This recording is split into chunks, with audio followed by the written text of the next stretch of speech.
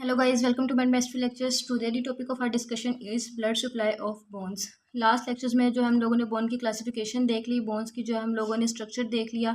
इसके अलावा हमने बोन्स के जो ओवरऑल जो हमने पार्ट देख ली कि एक लॉन्ग बोन के अंदर हमारे पास कौन कौन से पार्ट हैं, जिसमें हमने एपिफाइजिस, डायफाइजिस, मेटाफाइजिस पढ़ा था। आज जो हम बोन्स की ब्लड सप्लाई देख लेते हैं कि जिस तरह पूरी बॉडी में डिफरेंट चीज़ें आर्टरीज और वेन्स वगैरह जो है वो ब्लड सप्लाई कर रही होती हैं, जिसकी वजह से न्यूट्रिएंट्स या ब्लड जो है वो पहुँचता है हमारी बॉडी के डिफरेंट ऑर्गन या स्ट्रक्चर को। इस तरह बोन्स को भी कौन कौन सी चीज़ें हैं जो ब्लड सप्लाई कर रही हैं। इस ब्लड सप्लाई से पहले जो हम लोगों को इससे पहले एक टॉपिक है जिसका नाम है growth structure of long bone. ये पढ़ना ज़रूरी है क्योंकि जब हम ये growth structure of long bone पढ़ेंगे, इसके अंदर हम बोन के सारे पार्ट्स को स्टडी कर लेंगे। उसके बाद हम जो है इसको ज़्यादा इजीली जो है अंडरस्टैंड कर सकेंगे कि किस किस पार्ट को कौन कौन सी चीज़ या कौन कौन सी आर्टरी या वेन जो है वो सप्लाई कर रही है। तो हम लोग पहले जो है growth structure of long bone देख लेते हैं। ग्रोथ स्ट्रक्चर का मतलब होता है कि ऐसा स्ट्रक्चर जिसको जो हम लोग नेकेड आई से देख सकें, ऑब्जर्व कर सकें। उसके लिए हमें किसी भी माइक्रोस्कोप की ज़रूरत ना पड़े, हम अपनी नेकेड आई से उस चीज़ को ऑब्जर्व कर सकें। तो अगर हम लॉन्ग बोन के स्ट्रक्चर या ग्रोथ स्ट्रक्चर की बात करें तो उसमें वो कहते हैं कि हमारे पास जो बोन है ये एक ट्यूबुलर स्ट्रक्चर है जिसके दो एक्सपेंडेड एंड्स होते हैं और एक लॉन्ग शाफ्ट रीजन होता है जो बॉडी जिसको हम बॉडी वाला रीजन कहते हैं। फॉर एग्जांपल हमारे पास ये एक लॉन्ग बोन आ गई। इसमें हम लोगों ने जो पहले ही लास्ट लेक्चर में देख लिया था कि बोन का जो ये डायाफाइजिस वाला रीजन होगा, इसको जो है हम लोग बोन की जो है वो शाफ्ट कहेंगे। इसके अलावा इन्होंने कहा कि बोन जो वो एक ट्यूबुलर स्ट्रक्चर है, मीन एक ट्यूब लाइक ये स्ट्रक्चर है। इसके दो एक्सपेंडेड एंड्स होते हैं, लाइक ये ज़्यादा एक्सपेंड किए होते हैं। ये जो है इसको हम कह देते हैं कि ये बोन की जो है वो एपिफाइजिस हो गई। और शाफ्ट वाला जो रीजन है वो डायाफाइजिस हो गया। इसके अलावा हमने एक पढ़ा था यहाँ पे कि इधर हमारे पास एक मेटाफाइजिस वाला रीजन प्रेजेंट होता है। मेटाफाइजिस जो इन दोनों को जो कनेक्ट करती है डायाफाइजिस और एपिफाइजिस को। उसके अलावा हमने पढ़ा था कि वो बोन्स जो अभी लाइक प्रॉपर्ली ग्रो नहीं की हुई होती हैं, उनके अंदर जो ग्रोथ है वो कहाँ से हो रही होती है, वो हमारे पास ये मेटाफाइजिस के नीचे एक एपिफाइजियल प्लेट प्रेजेंट होती है, जिसको हमने कहा था कि ये हमारे पास ग्रोथ प्लेट है। मींस यहाँ से जो सेल्स हैं इस प्लेट के अंदर सेल्स हैं वो प्रोलिफरेट कर रहे हैं, जिससे फर्दर जो बोन की जो है लेंथ के अंदर जो है वो ग्रोथ हो रही है। इसके अलावा ये हमने शाफ्ट वाला रीजन पढ़ लिया था। ये हमने एक ओवरऑल स्ट्रक्चर देखा था बोन का। नेक्स्ट वो हमारे पास कहते हैं कि अगर हम शाफ्ट वाले रीजन की बात करें तो ये होलो है और इसके अंदर एक कैविटी फिल की हुई होती है जिसको हम बोन मैरो कहते हैं, या फिर जिसके अंदर बोन मैरो फिल किया हुआ होता है। और उस कैविटी को हम मैरो कैविटी या फिर मेड्यूलरी कैविटी कहते हैं। और इस कैविटी की जो वॉल्स हैं वो हमारे पास हार्ड होती हैं, जो कि शाफ्ट को जो है वो स्ट्रॉन्ग बनाती हैं और वहाँ पे मिनिमम एक्सपेंडिचर देती है मटेरियल के साथ। यहाँ पे हमने पढ़ा था कि ये जो शाफ्ट वाला रीजन होता है या डायाफाइजिस वाला रीजन, इसके अंदर यहाँ पे हमारे पास मेडुलरी कैविटी प्रेजेंट होती है। ये मेडुलरी कैविटी वो रीजन है जिसके अंदर हमारे पास जो बोन मैरो है वो प्रेजेंट होगा। ये बोन मैरो मींस कोई भी red bone marrow, yellow bone marrow, ये सारा हमारे पास किस में प्रेजेंट होता है, मेडुलरी कैविटी में ने। इसके आगे भी हमारे पास फर्दर वॉल्स होती हैं, जिसको वो वॉल्स भी हम आगे स्टडी करते हैं। उन्होंने जो है इस रीजन को, शाफ्ट वाले रीजन को स्ट्रॉन्ग बनाना है। नेक्स्ट अगर हम एक और चीज़ देखें तो हमारे पास ये जो मेडुलरी कैविटी है ये जो है मेनली प्रेजेंट होती है कि जब भी हमारे पास बोन की फ्रैक्चर हो जाती है, तो बोन फ्रैक्चर के बाद जब बोन ने दोबारा रिग्रो करना है या रिपेयर करना है, उसके अंदर भी हमारे पास ये मैरो कैविटी बहुत इंपॉर्टेंट होती है। इसके अलावा हमने पढ़ा था जो हमारे पास इरिथ्रोपोइसिस वाला प्रोसेस था, जिसमें हमने पढ़ा था कि जो रेड ब्लड सेल्स हैं उनकी जो है वो ग्रोथ हो रही होती है। तो वो रेड ब्लड सेल्स की ग्रोथ वाला प्रोसेस भी जो किस में हो रहा था, बोन मैरो में। और वो बोन मैरो क्या है, वो हमारे पास मेडुलरी कैविटी के अंदर प्रेजेंट है या फिर मैरो कैविटी के अंदर। तो हमारे पास ये एरिथ्रोपोइसिस वाले प्रोसेस के लिए भी मेडुलरी कैविटी बहुत ज़रूरी है और इसके साथ साथ बोन की रिपेयर के लिए भी। लेकिन हमने कुछ जो है वो सिस्मोइड बोन्स पढ़ी थी। इन सिस्मोइड बोन्स के अंदर एक एक्सेप्शनल केस होता है कि ये मेडुलरी कैविटी एब्सेंट होती है। ठीक, ये हमारे पास एमसीक्यू आ जाता है कि मेडुलरी कैविटी जो है वो किस चीज़ में प्रेजेंट नहीं होती, वो हमारे पास सिस्मोइड बोन्स के अंदर प्रेजेंट नहीं होती। इसीलिए हमारे पास सिस्मोइड बोन्स की एक कैरेक्टरिस्टिक होती है कि अगर ये एक दफ़ा फ्रैक्चर इनका हो जाए या ये ब्रेक कर जाए तो इनकी दोबारा ग्रोथ नहीं होती, ये दोबारा से रिपेयर नहीं हो सकती, क्योंकि उनके अंदर मेडुलरी कैविटी प्रेजेंट ही नहीं होती जो उसको दोबारा से रिपेयर या ग्रो करवाएगी। नेक्स्ट जो है वो हम लोग जो है वो देख लेते हैं। कहते हैं कि शाफ्ट के हमारे पास 3 बॉर्डर्स होते हैं और 3 सर्फेसिस होती हैं। वो सर्फेसिस भी हम देख लेते हैं।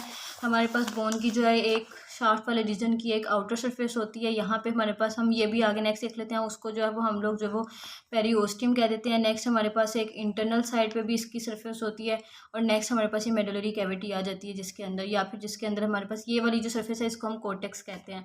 इसके आगे हमारे पास यहाँ पे इसके अंदर जो है वो कॉम्पैक्ट बोन प्रेजेंट होती है। अब हम लोग जो है वो इसके एंड्स की बात कर लेते हैं बोन के। ये जो एंड्स हैं, ये एपिफाइजिस वाला रीजन, ये कहते हैं कि ये जो है ये आर्टिकुलर होते हैं, स्मूथ होते हैं और कवर्ड किया होता है इनको हाइलिन कार्टिलेज ने। ये कनकेव भी हो सकते हैं, कन्वेक्स भी हो सकते हैं, एक्सपैंड भी कर सकते हैं। इट मीन्स कि हमारे पास ये जो रीजन होता है एपिफाइजिस वाला, ये आर्टिकुलेटिंग स्ट्रक्चर है, इसने फर्दर आगे आर्टिकुलेट करना है, किसी भी जॉइंट के साथ जो है ये आर्टिकुलेशन बनानी है। नेक्स्ट हमारे पास ये स्मूथ होता है, एक्सपैंड किया हुआ होता है, और इसके अलावा यहाँ पे हमारे पास या इसके अंदर जो कवरिंग होती है इसके ऊपर या फिर इस रीजन पे हमारे पास जो हाइलिन कार्टिलेज भी जो है वो प्रेजेंट होती है। ये हमारे पास एपिफाइजिस वाला रीजन की बात हो गई। अब कहते हैं कि जो लॉन्ग बोन है performed in hyaline cartilage and ossified, मतलब इसको कवर किया होगा एंड उसको जो है वो हाइलिन कार्टिलेज ने, और ossified by replacement of cartilage by a very complicated process.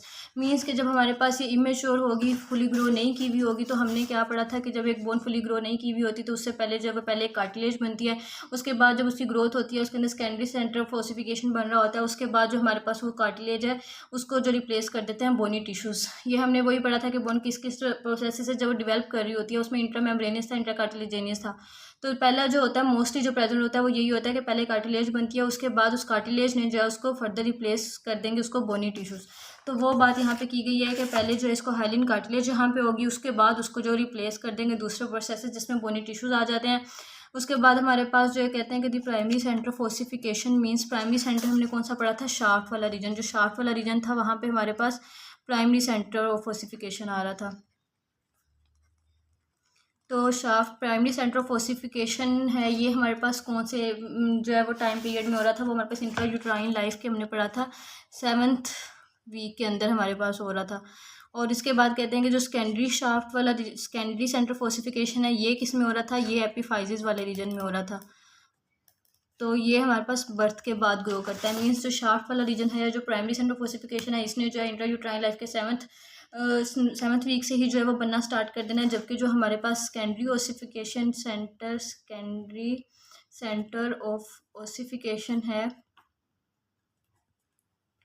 इसने बर्थ के बाद 1 to 2 ईयर के बाद जो है वो आगे ग्रो करना स्टार्ट करना है। उसके बाद यहाँ पे जो है एपिफाइजियल प्लेट प्रेजेंट होगी, वो फर्दर आगे जब तक हमारे पास बोन टोटली ग्रो नहीं कर जाती, जिनका हमने टाइम पीरियड पढ़ा था जो कि हमारे पास 17 से लेकर 20 ईयर्स तक होता है, तब तक इनकी ये जो एपिफाइजियल प्लेट ने ग्रो करते जाना, और इसी एज के बाद जो है वो ये जो प्लेट है फ्यूज़ कर जाएगी, मीन बंद हो जाएगी।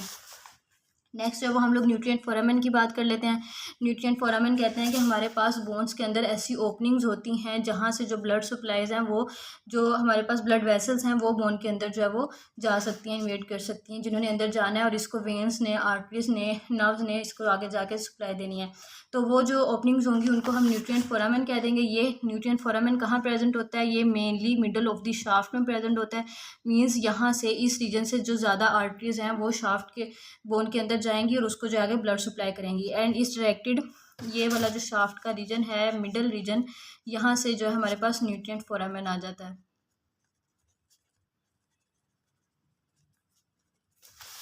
यहाँ से न्यूट्रिएंट फोरामेन प्रेजेंट होगा। इसके अलावा is directed away from the growing and, ये ग्रोइंग एंड्स वाला जो ग्रोइंग एंड होगा बोन का, उससे हमेशा डायरेक्टेड अवे होगा न्यूट्रिएंट फोरामेन। इस बात का मतलब हम डिटेल में बाद में पढ़ेंगे जब हम इसकी ब्लड सप्लाई पढ़ेंगे, लेकिन अगर हम इसकी जनरल बात करें तो हमारे पास हमने ग्रोइंग एंड कहते हैं कि जो हमारे पास इमेच्योर बोन्स होती हैं या लॉन्ग बोन्स होती हैं, अक्सर उनके अंदर जो एक पार्ट होता है वो जो है वो बंद हो जाता है एपिफाइजियल प्लेट का, वहाँ से जो है वो ग्रोथ रुक जाती है, जबकि एक पार्ट जो है वो प्रेजेंट होता है, वहाँ से जो ग्रोथ हो रही होती है। तो जो ग्रोइंग एंड है, जिसको हम लोग जो है वो एपिफाइजियल प्लेट कहते हैं या ग्रोइंग प्लेट कहते हैं, वहाँ से कहते हैं कि जो न्यूट्रिएंट फोरामेन है वो हमेशा उससे अवे जो है वो डायरेक्ट करेगा, उसकी जो डायरेक्शन होगी न्यूट्रिएंट फोरामेन की वो ग्रोइंग एंड से हमेशा अवे होगी। नेक्स्ट हम इसके लॉन्गिट्यूडनल सेक्शन की बात करेंगे। अगर हम बोन को जो ऐसे लॉन्गिट्यूडनली देखें तब हमारे पास इसमें कौन कौन से स्ट्रक्चर्स आ जाते हैं, तो उसमें कहते हैं कि बोन डिफरेंट फीचर्स शो करती है, जिसमें हमारे पास कहते हैं वही बात दोबारा रिपीट की गई कि जो एंड्स हैं वो पहले वो प्रेजेंट होंगे, जिसको हमने पढ़ा था कि जो उसका एपिफाइजिस वाला रीजन होगा वो हमारे पास कंपोज किया होगा स्पॉन्जी बोन के ऊपर, covered by hyaline cartilage and are the active sites of blood formation. हमने पढ़ा था, हमने जब इसके स्ट्रक्चर की बेस पर क्लासिफिकेशन पढ़ी थी बोन्स की, तो हमने उसमें 2 क्लासिफिकेशन पढ़ी थी, एक हमने कॉम्पैक्ट बोन पढ़ी थी और एक हमने स्पॉन्जी बोन पढ़ी थी। कॉम्पैक्ट बोन हमने पढ़ा था जो बोन का शाफ्ट वाला रीजन होता है वो कॉम्पैक्ट बोन होता है, ये हार्ड होगा, इसी के अंदर हमने हेवेर्सिन के नाल भी पढ़ी थी। नेक्स्ट जो हमने इसका जो एंड्स वाला रीजन पढ़ा था, यहाँ से हमने पढ़ा था कि बोन स्पॉन्जी होगी, कैंसेलियस होगी, तो ये जो रीजन होगा स्पॉन्जी बोन। तो यही बात कही है कि जो हमारे एंड्स होते हैं बोन के ये कंपोज किए होते हैं स्पॉन्जी बोन से, मीन के स्पॉन्जी होते हैं। नेक्स्ट यहाँ पे हमने वो आइलिन कार्टिलेज वाली बात पढ़ ली कि वो भी यहाँ प्रेजेंट होगी। इसके अलावा यहाँ पे एक्टिव साइट्स होंगी ब्लड फॉर्मेशन की, मीन्स हमने जो इरिथ्रोपोइसिस वाला प्रोसेस पढ़ा था जिसमें हमने पढ़ा था कि जो है वो हमारे पास बोन मैरो के अंदर जो है वो ब्लड सेल्स बन रहे होते हैं। वो blood cells red bone marrow के अंदर बनते हैं। तो वो जो रेड बोन मैरो है वो मोस्टली हमारे पास शाफ्ट वाले रीजन में भी प्रेजेंट होता है और हमारे एंड्स वाले रीजन में भी प्रेजेंट होता है। तो मीन्स यहाँ पे भी जो है ब्लड की फॉर्मेशन हो रही होती है, रेड ब्लड सेल्स यहाँ पे भी बन रहे होते हैं। ये हमारा पास जो एंड्स वाला रीजन आ गया कि एंड वाले रीजन में क्या क्या फीचर्स आते हैं। नेक्स्ट शाफ्ट वाले रीजन में देखें तो उसमें हमने पढ़ा था उसकी 3 सर्फेसेस की बात की थी। उसमें से एक मेन सरफेस या एक मेन पार्ट जो है वो पेरीओस्टियम आ जाता है। पेरीओस्टियम जो है ये कवरिंग होती है बोन की, covered by fibrovascular cellular membrane called periosteum. ये हमारे पास जो है बोन है। ये बोन का हम यहाँ से देख लेते हैं। ये जो मैंने स्ट्रक्चर बनाया था इसको बोन को एक चीज़ ने कवर किया होता है, एक मेम्ब्रेन होती है जिसको जो है हम लोग कह देते हैं कि ये हमारे पास पेरीओस्टियम है। हमने मेम्ब्रेन्स पढ़ी थी पहले बॉडी के अंदर कि मेम्ब्रेन्स जो डिफरेंट टिश्यू से मिलकर बनी होती हैं जिनका काम ऑर्गन को जो वो प्रोटेक्शन देना होता है। इस तरह बोन की जो कवरिंग है जिसने बोन को प्रोटेक्ट करना है वो कौन सी लेयर है, वो हमारे पास पेरीओस्टियम है। ये भी हमारे पास वाइडली पूछा जाता है एमसीक्यूज के अंदर कि बोन की जो कवरिंग है जो लेयर है उसका नाम क्या है, जो उसकी मेम्ब्रेन है वो पेरीओस्टियम है, फिब्रोवैस्कुलर सेलुलर मेम्ब्रेन है। नेक्स्ट हम इसकी पेरीओस्टियम के फीचर्स की बात करें तो ये कनेक्ट होती है अंडरलाइंग कोर्टिकल बोन के साथ by periosteal collagenous fibres which penetrate the cortical bone. हमारे पास ये कोर्टेक्स वाला एक रीजन आ जाता है इंटरनल। यहाँ पे जो है वो हमारे पास बोन की ये दूसरी सरफेस है, इधर कोर्टेक्स वाला रीजन प्रेजेंट होता है। तो ये इसके कोर्टेक्स या इसको कोर्टिकल बोन भी कहते हैं। इसके साथ जो है ये कनेक्ट की होती है पेरीओस्टियम कोलेजनस फाइबर्स के थ्रू। मीन्स यहाँ पे कोलेजन भी प्रेजेंट होगा, जो कि कोलेजन का क्या काम है कि उसके अंदर एक तरह की प्रोटीन है जिसने इसको स्ट्रक्चर देना है, बोन को रिजिडिटी स्ट्रेंथ देनी है। नेक्स्ट कहते हैं कि they are specially developed at the site of attachment of muscles. उसके अलावा this periosteal collagenous fibers are called perforating fibers of sharpy.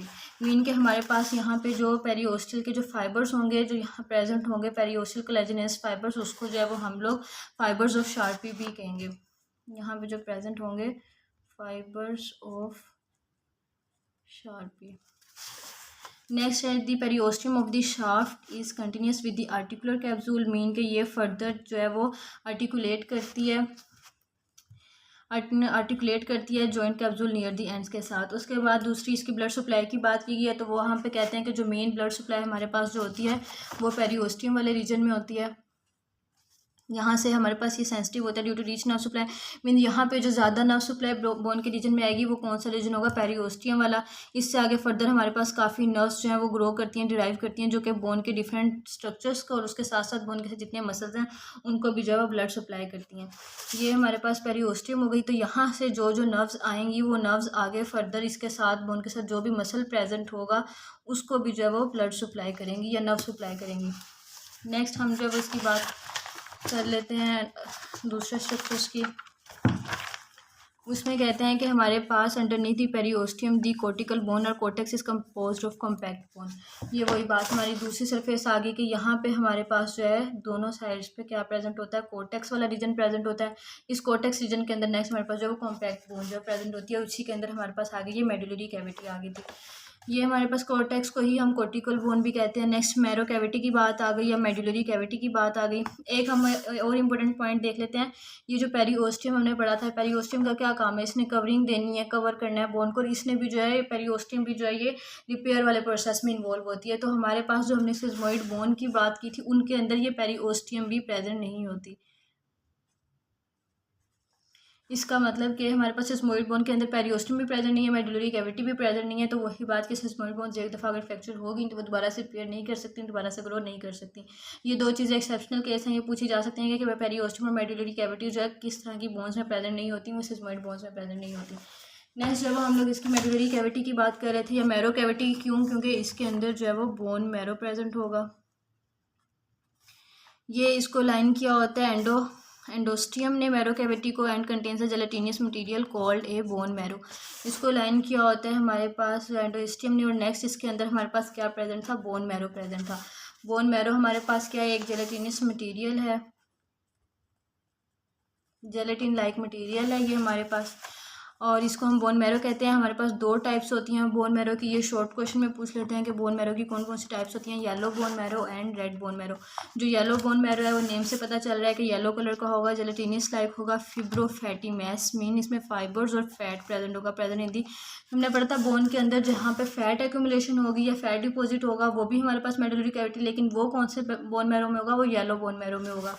लेकिन जो हमारे पास रेड बोन मैरो है वो भी रेड जेलेटिनियस मैस है। इसके अंदर हमारे पास हिमेटोपोइटिक टिश्यूज होंगे, मीन इसके अंदर हमारे पास आरबीसीज की जो फॉर्मेशन वो हो रही होगी। It is engage in erythropoiesis, it is found in जो ये जो रेड बोन मैरो है ये हमारे पास ये शाफ्ट वाले रीजन के साथ साथ end of the long bones means एपिफाइजिस वाले रीजन में भी प्रेजेंट होता है।